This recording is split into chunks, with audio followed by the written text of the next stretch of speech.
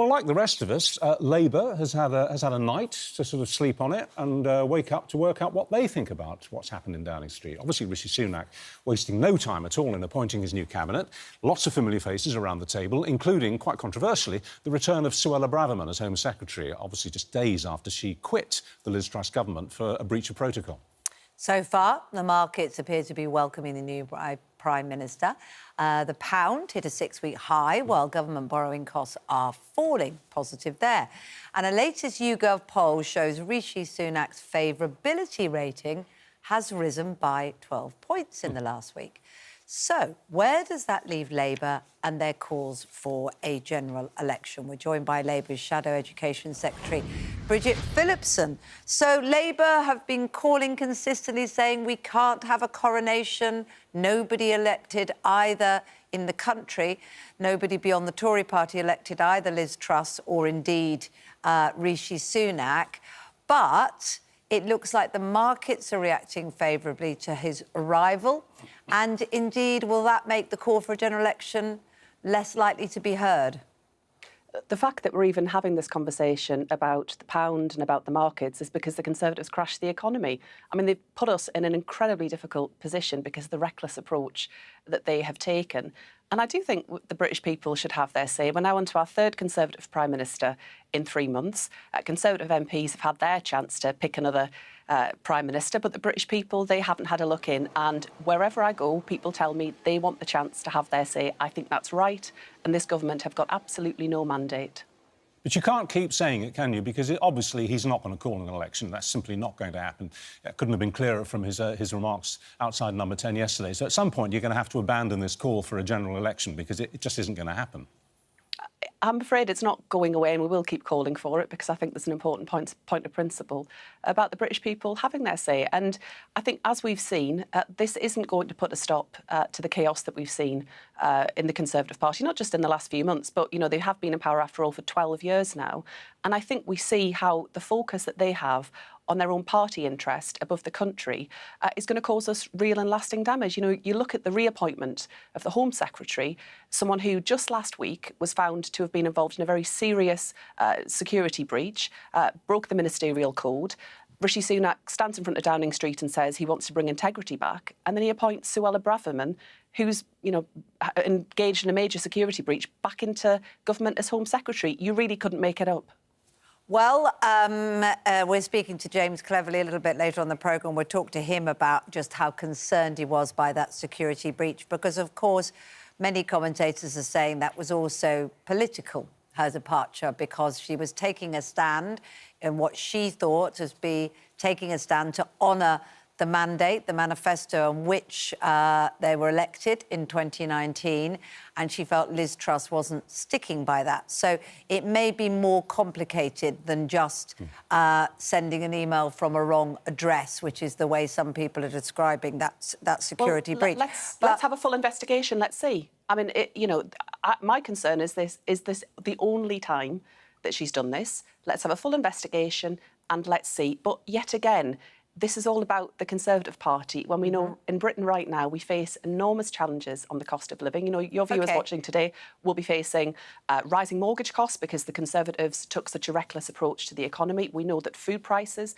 are incredibly high for lots of families, and we know that the cost of childcare is unaffordable for lots of people, and a real difficulty that presents for working parents. So we set out lots of positive changes that we think could be made right now to make life easier for families right across our country. But I think what people really want to know from you guys, let's cut, and I really want to know the answer to this, and I still haven't really got it despite asking people like you in Labour the question for the last few weeks on this programme. Here, I'll try again.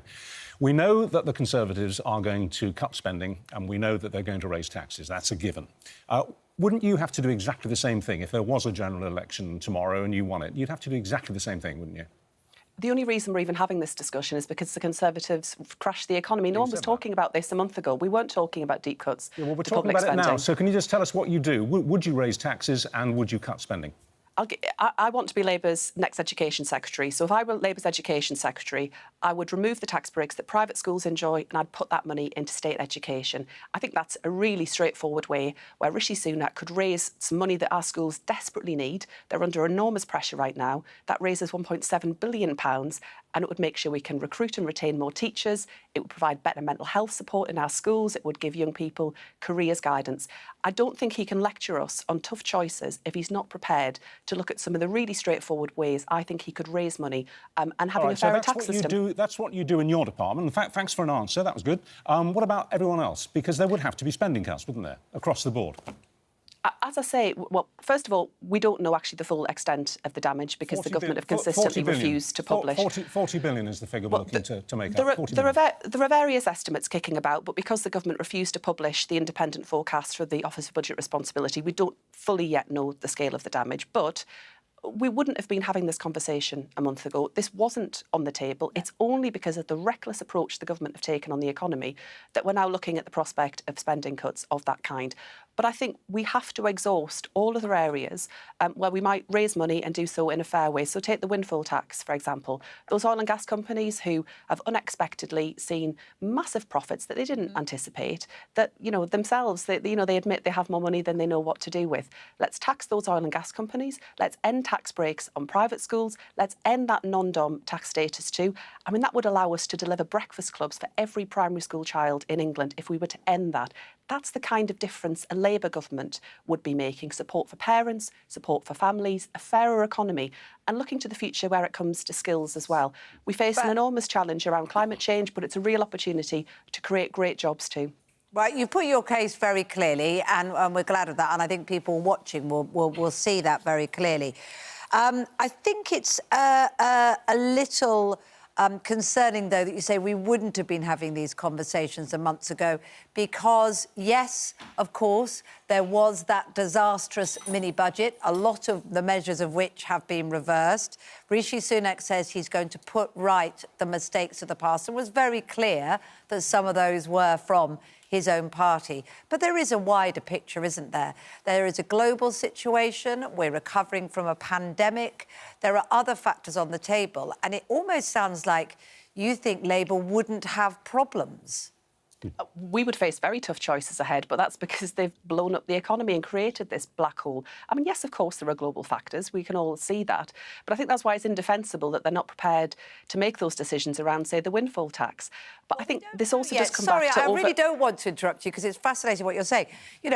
On Monday, on Halloween, there is going to be this detail published. It may need to be delayed because we've got a new Prime Minister and they might look at it. We are going to see figures published. He has barely been 24 hours in that place. He might well do that windfall tax. And I guess that is one of the problems for Labour, isn't it? That a week ago, the popularity of Labour was soaring. The polls are still looking very favourable. It would be great if you could get that general election now.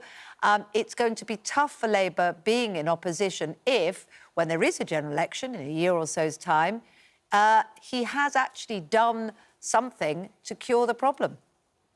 It is tough being in opposition because I look at our country and I see the changes that we could make to make Britain better for working families, for businesses right across our country. And it's frustrating that we don't have the opportunity to make those changes. But I think part of that picture is around growing our economy. So we've had terrible failure on growth over the last 12 years. And, of course, Rishi Sunak was Chancellor for a period of time, has been a part of that government that has delivered low growth. And that's part of the reason we've ended up with higher taxes on working people time and again. I mean, we take a different approach where it comes to growing our economy. And Labour's plan would involve investing in our people, investing in their skills, because we think growth in our economy comes from working people, from businesses, from the bottom up and the middle out.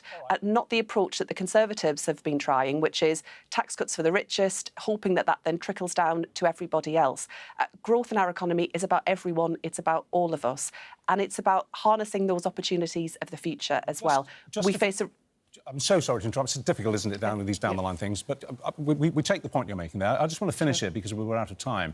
I know polls can say almost anything you want them to say, but the fact of the matter is you had, a few days ago, in some polls, a 40% lead over the Conservatives. But that was before Liz Truss actually left Downing Street. The chaos was still rampant. And there is definitely a sense that Rishi hit the ground running yesterday. Kate said at the opening there that he's gone up 12 points in an approval rating in a poll that was done overnight. You must be worried that sensational lead is going to start shrinking. Polls come and go, they go up and down. The only poll that I'm interested in is on the day of the next general election, and I think that's what I'm focused on. I'm not at all complacent. I think we've got some brilliant ideas about how to make real and lasting change in Britain for families across our country, and I'd welcome the opportunity to make that case in a general election. I think it's what the British people want first and foremost anyway. Okie dokie. Thank you very much indeed for your time this morning. Thank you. Thanks for coming in. Good to talk to you.